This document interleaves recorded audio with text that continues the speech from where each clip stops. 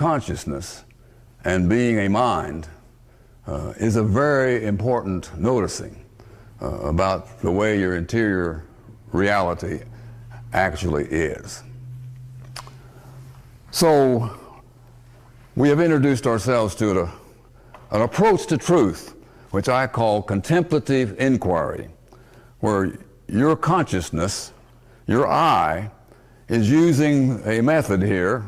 It's a rational method, but it's a method of exploring the I itself, the conscience itself, which is an approach to reality, a very important approach to reality. All the art creations are using this, consciously or unconsciously. When you write a piece of music, you're putting into expression something about being a being who musics, who rhythms, who vibrates, who has melody, whatever you might want to say about that.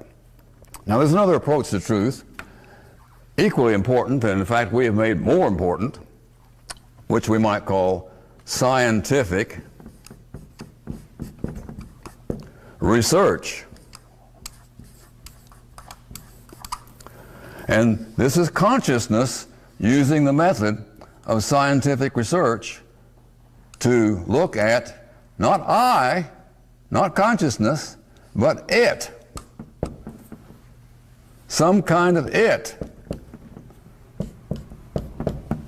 which is an approach to reality. Now by it I mean tables and water bottles and other beings. It might be looking at the brain of some human being with the instruments that can measure what's going on in your brain. But science doesn't look at consciousness.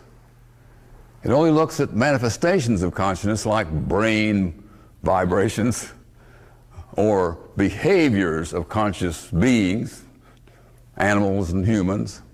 But the process of the approach to truth called science. Well, I left out some letters here.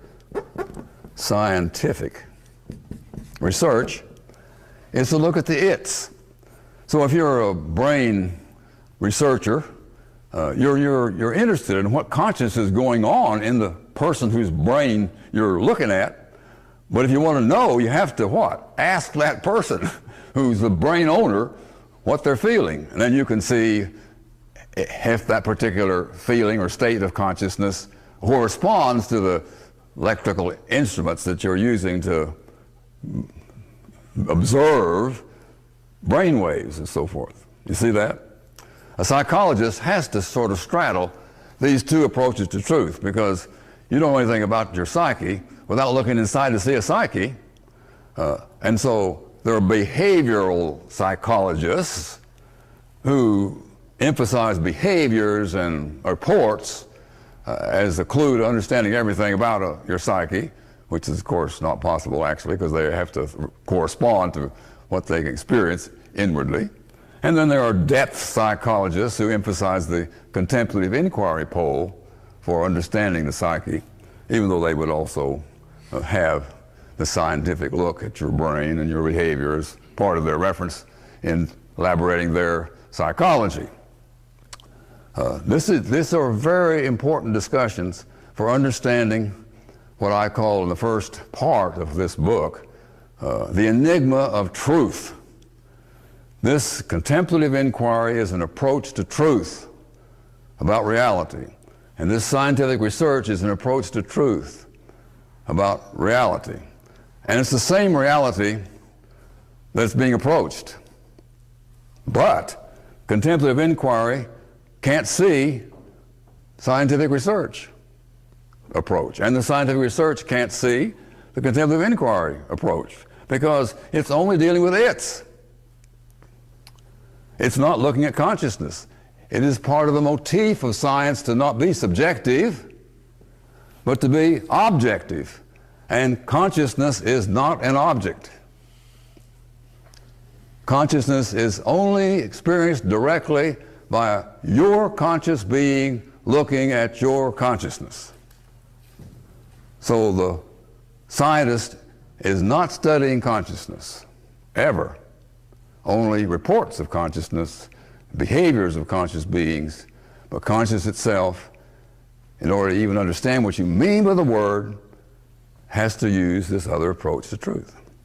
Now this approach to truth idea, as I learned from Ken Wilber, and he has two other approaches to truth, both of which he calls the we approach.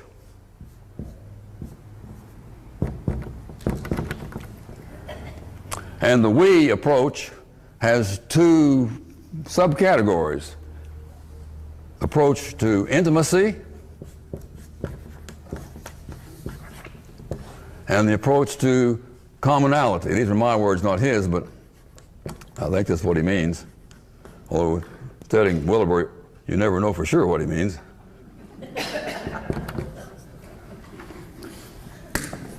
I guess I left out a few letters here. Commonality.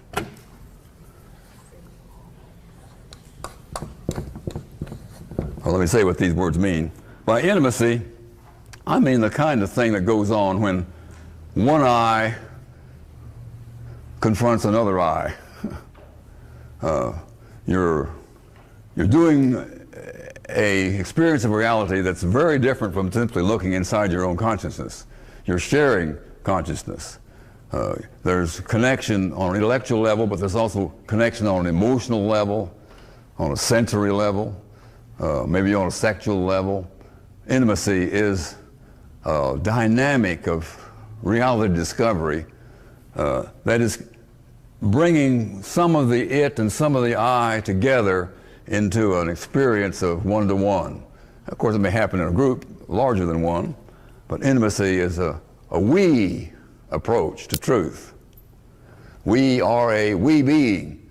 We have our being in relations to other people. Commonality is a little different than intimacy. Commonality are the social patterns and structures and processes that you use to have society as a human family. So the English language, for example, is one of our commonalities. Having the English language together allows us to elaborate our intimacy and our thinking and so forth together as a group. There are other commonalities, such as educational structures and political structures and economic structures. All these commonalities are pulled together by humanity to be an approach to truth.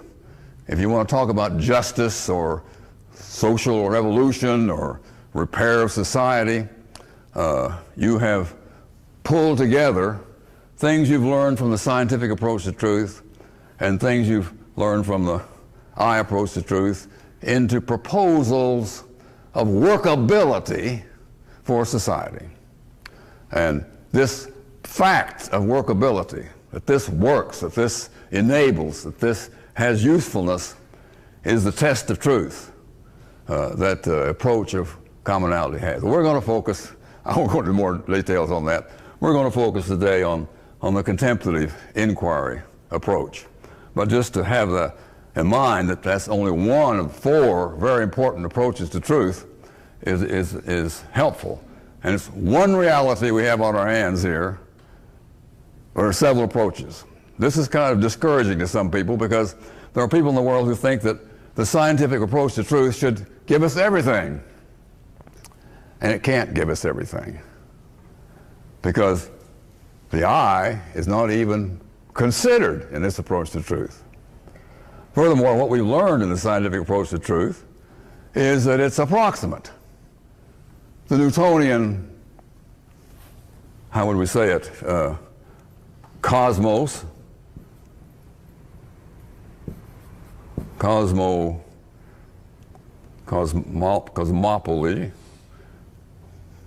what do we call it? Cosmology. Be nice to spell too, wouldn't it? Cosmology. Newtonian cosmology has been superseded by Einsteinian cosmology and beyond that, right? So we're always talking about in our cosmology or our scientific overviews something approximate. Our cosmology is not reality, but reality is more mysterious than our cosmology. And this we have learned in contemporary physics, if those of you are familiar with it. I mean, the Einsteinian universe just opened up new mystery, but then quantum mechanics simply blew the minds out of physicists themselves, so that physicists have come to say things like this: the more you know about nature, the more you know you don't know. Instead of progressing in science to where we had better knowledge, when we look back you see all kinds of things we've learned through scientific research, but it didn't make the mystery any less. In fact, it made our experience of the mystery greater. Which means probably, very likely, absolutely certainly, for I'm concerned, that the human mind is incapable of possessing absolute knowledge of nature. Let's take an example of the little photon, which is the smallest element of light, as well as other things like electrons and protons and atoms. All of these things, these minute things that now define the fundamental particles or pieces or entities of the universe, have found to be, in our scientific research, manifesting themselves both as waves and particles. So they have two whole systems of mathematics, one for waves and one for particles, that are examining the same little old photon. And you know in your mind that a wave is something that goes out through a medium forever, and a particle is something that's happening to something in one little particular space-time moment. How can the same thing be a particle and a wave? Well, it can't be. A photon is not a wave, and a photon is not a particle. It just acts kind of like a particle part of the time. And it acts like a wave part of the time. And so what you really have out here in reality is a wavicle, or something you don't even have a name for. Now this is the state of physics, and it brings physicists to their attention that not only is physics approximate and improvable, but it doesn't even give us a consistent picture of what we're looking at here. And these are the foundational parts of reality upon which all reality is constructed, and we don't even have a picture of it. We may not even be able to picture it. I don't know if that does anything to your mind, but it sort of blows mine, even to this day, to realize that reality is mysterious in a way that the mind does not and will probably never be able to comprehend. Of course, our evolution created a mind that does a lot of good in approximating, enough to get us by, but to ever assume that what you possess as a cosmology or as a worldview or as a philosophy of life is the absolute picture of what reality is a delusion. And most important for our exercise together today is the idea that we have to look at contemplative inquiry, even to get a workable organization of thinking to operate effectively in our lives, and are already doing so, even though we may not have noticed it and may have been hoping up to now that science could give us a whole answer. Okay, that's my sort of out of breath presentation of the enigma of truth. Now I want to focus especially on consciousness and go to part 2 of this book on the enigma of consciousness. Our old picture, and we all have to have pictures of things, was a double-deck picture, heaven and earth, and in terms of the individual person that you are, soul and body. And this old picture, it sort of symbolized a kind of unbelievable separation between two realms of being. That somehow the soul was a part of enigmas of a sort that were on another level than body.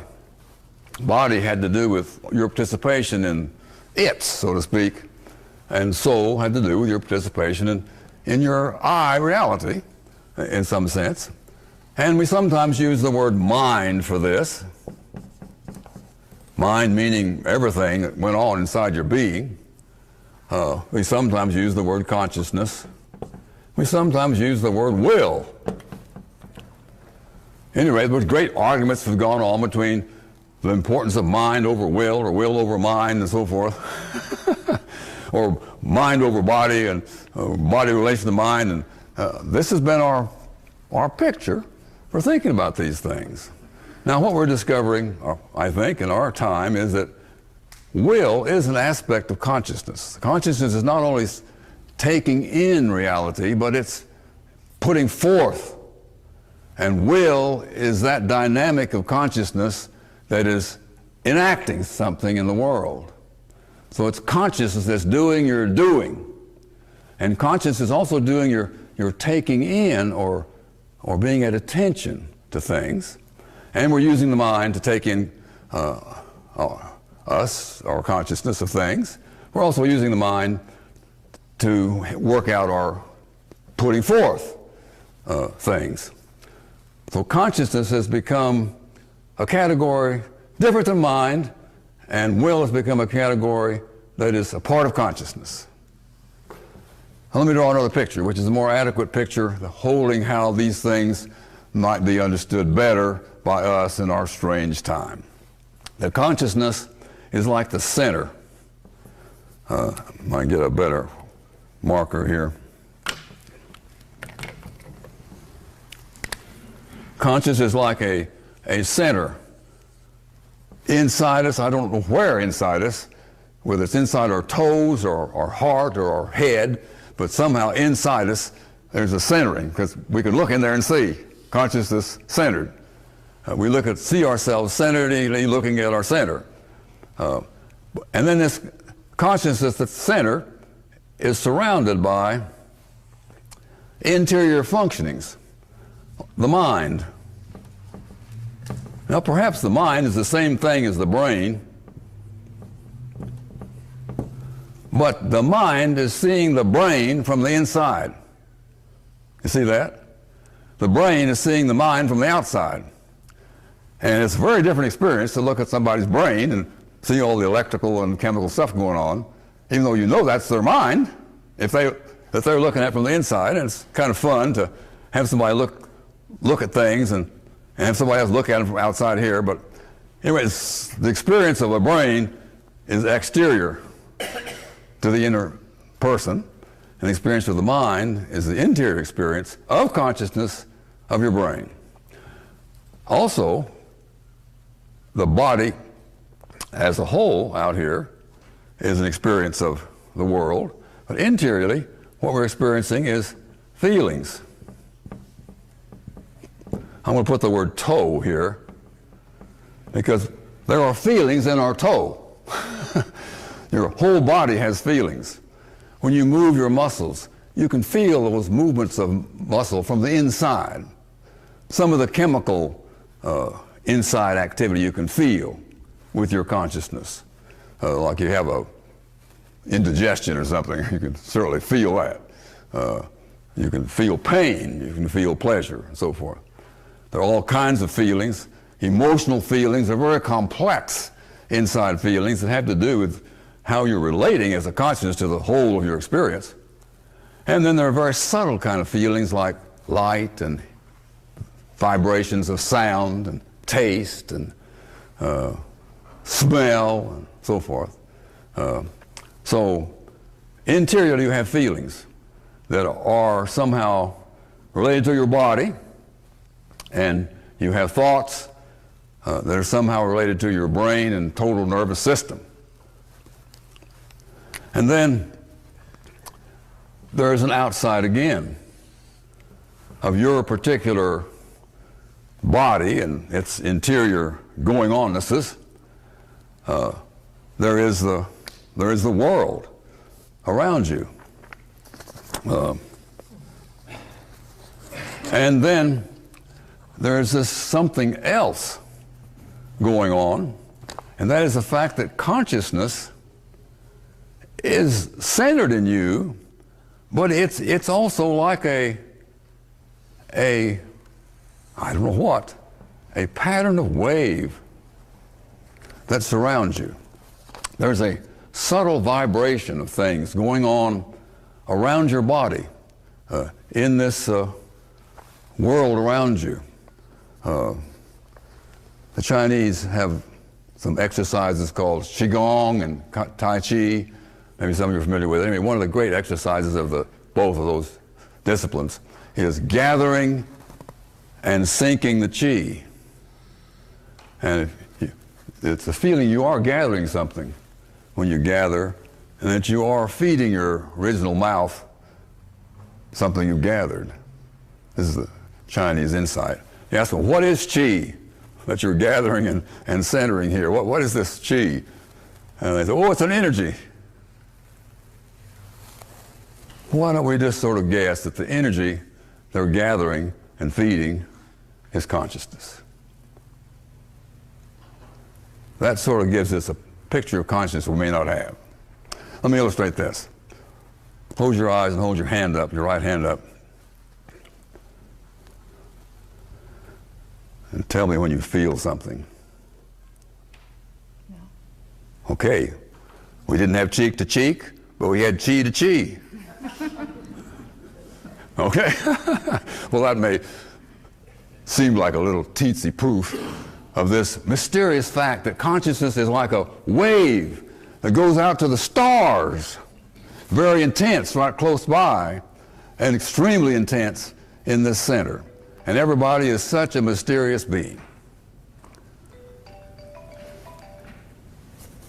Maybe we better quit before you think I'm completely crazy. I don't know. But this is the kind of exploration that's taking place in our curious century. Now, say a little bit more about consciousness itself. It is a attentionality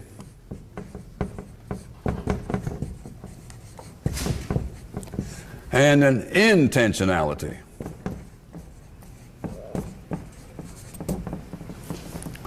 Attentionality means paying attention, taking in. Your consciousness takes in things, it pays attention to things, in that sense knows things. So attentionality has to do with the knowing aspect of being conscious. Intentionality has to do with the doing aspect of being conscious.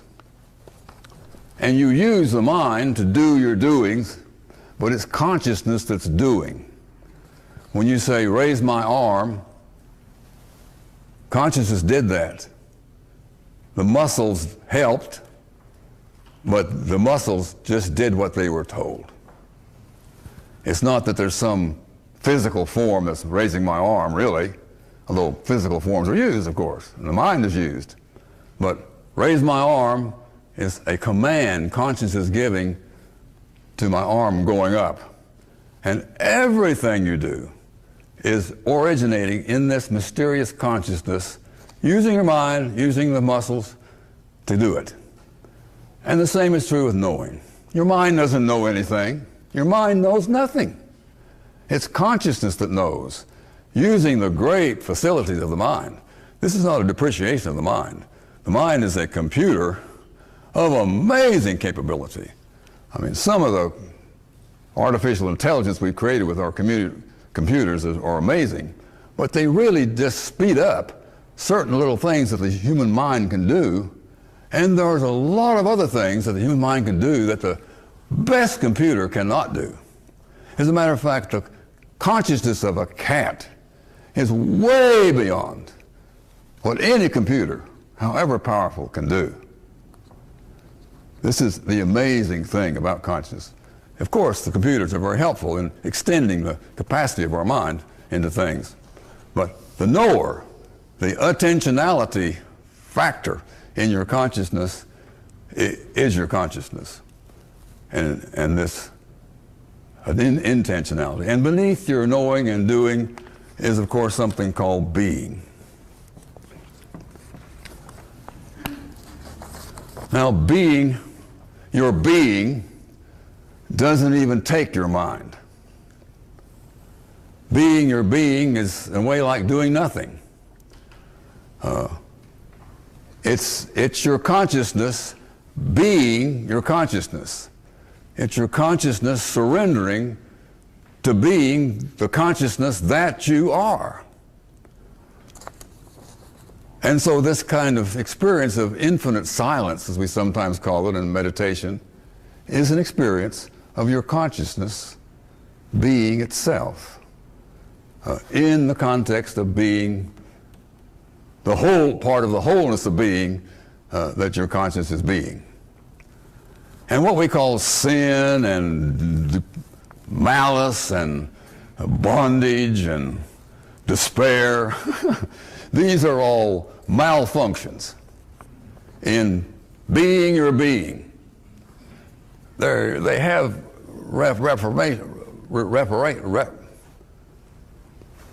attitude toward understanding things. Misunderstandings come out of your despairs and malices and so forth. But the essence of sin, and such words as that in our heritage, do not mean simply misunderstandings. They mean not being your being, which works into misunderstandings, works into bad actions as well. But it's not being your being that creates misaction. Well, that mystery of experience yourself as a knowing and a doing and a being beneath even the knowing and the doing is almost a crucial clue to what consciousness is. Now, how is consciousness related to the mind? We've always talked that, but just to get started, just as conscious is not the brain, conscious is not your toes, and it's not your brain, it's not your mind, it's not your feelings, it's something deeper than toes, feelings, mind, and brain. And as we observe other animals, we can see that they're conscious. Not in the same way we're conscious, but they don't have the same minds we have, but we know our cats are conscious. We know our dog friends are conscious. I mean, they don't have to have words to be conscious. They don't have to have sentences and paragraphs to be conscious. They don't even have to have dance and music and other art forms to be conscious. My cat knows that when she scratches on the door, that means let me in, and she knows exactly where her food bowl is, and she knows how to get there from her memory without any need whatsoever of language. Now, we also have that kind of consciousness, that kind of consciousness that uses, I call it multisensory reruns, that in our brain, everything we've experienced can just rerun at the moment's attention. When you see something, to interpret that something, our brain reruns every experience that we've ever had in that area to interpret it and help us understand what's happening. So a cat has a great, well-organized intersensory rerun. If you're thinking of your dog has a smell rerun that you don't have. It's amazing the kind of intelligence dogs have about smelling. A world of sense. They can find trapped human beings in the snowdrifts that we would never smell in 100 years because we don't have that particular sense developed the way they do. They live in a smell world that we don't even understand, but we live in a similar kind of multisensory reruns. We also have that level of consciousness that the dog and cat and other animals have. But we have something in addition. We have a mind, a brain in addition to these other species of mammals that we're so familiar with. We have words. We have symbols. And symbols are something different than multisensory reruns. Symbols stand for whole groups of multisensory reruns. Take the symbol 4. A cat just doesn't have 4. 4 cats, 4 food bowls, 4 clouds, 4, doesn't have that capacity to use the word 4, or that 2 + 2 = 4. All that's missing. in the cat's intelligence. But it's not missing in our intelligence. Even a young child, just a year old, has unbelievable capacity for symbol using, for language, for art, for music, and all kinds of things of that nature.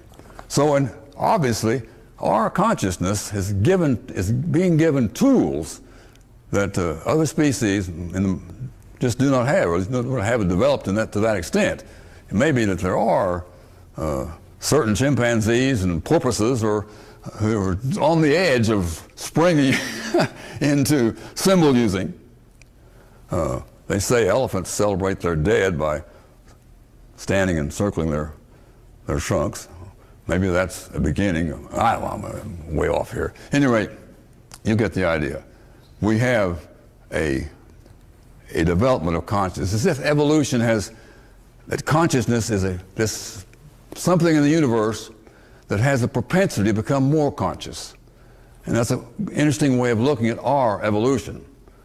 And we begin with conscious amoebas back here, conscious singular cell animals that are conscious. They take in reality. They make some decision about it. They do something to go get their food, to get away from danger. So every time you see something alive, it's conscious to some degree. And what makes it alive is its consciousness. And when it's killed, it's no longer conscious. And this consciousness wishes to become more conscious. And in our amazing bodies, minds, persons, that consciousness takes on a substance, takes on a reality that's absolutely astonishing in its capacities to be conscious of consciousness itself, and to ask itself, what in the hell is consciousness? and what in the hell is this reality about which I am conscious? So let me conclude with just one more little spin, and then we'll have a little question and answer here for the rest of until 10:30. And that is, when you experience your consciousness in a misrelationship, like hating reality or fleeing reality, that's a kind of tragedy capable of the human being that the cat never bothers with. If you're fleeing reality, you're doing something that you can't do. You just think you can. You think you can make a substitute for reality that you like better than reality, especially when you got some reality that's kind of painful. It's amazing our capacity to invent another world that doesn't have that pain in it, right? But this attempt to escape reality into an invention of our own is always a failure. Why? Because you can't flee reality. And so having escaped in that manner, reality is always catching up with you. And when it catches up with you, your experience of being caught up with is called despair. Why is it despair? Because you have to admit that you've been living in an unreality, in an estrangement from reality, in a self-created delusion about reality. And you had hoped that was reality, and you're disappointed that it isn't. You know, death sometimes comes like that. You said, well, I thought death was something that happened to other people, and now it's happening to me. There's a great tendency in me to flee somewhere, if it were possible, into a world in which this is not going on, and so forth. Or maybe you're fighting with reality. Again, fighting reality is a tragic going on us because you can't win. I mean, reality is undefeatable. So if you're fighting with reality, you're creating despair for yourself. And so whenever you experience despair, the relevant question is, what part of reality am I avoiding, fleeing, fighting with? And if you discover that, you're on the way to healing. Because all you have to do when you've discovered what your despair actually is about is give it up. Lies about reality have a certain fragileness about them. All you have to do to solve them is stop lying. This is not always as easy as it sounds, because when you're clung on to so tightly some untruth. You sort of wanted to keep it forever, but so it's a painful experience to have it, and it seems painful to give it up. But the solution is not to keep on having it, that's to keep on despairing. The solution is to realize that despair is a doorway to giving it up, whatever is causing the despair, and realizing that you're welcome home to reality. Reality is, like the parable says, there with open arms for all you prodigal sons and daughters to come home. And when you do come home to reality, why, reality runs out there and puts a robe on you and a ring on your finger and a new name for you and takes you in to the family of reality. And all that's required of you is just to accept the fact that you are accepted home. That's the healing story that some of us learned from Paul Tillich and a lot of other people, Luther and Paul and I don't know who else, thousands, millions. But at any rate, that's the deep story we want to come back to in the next session about just how it happens that your malice and despair and bondage and addictions and all this kind of obviously crappy type living can be healed by just acknowledging what's causing it, coming home to reality, and choosing to live a realistic life.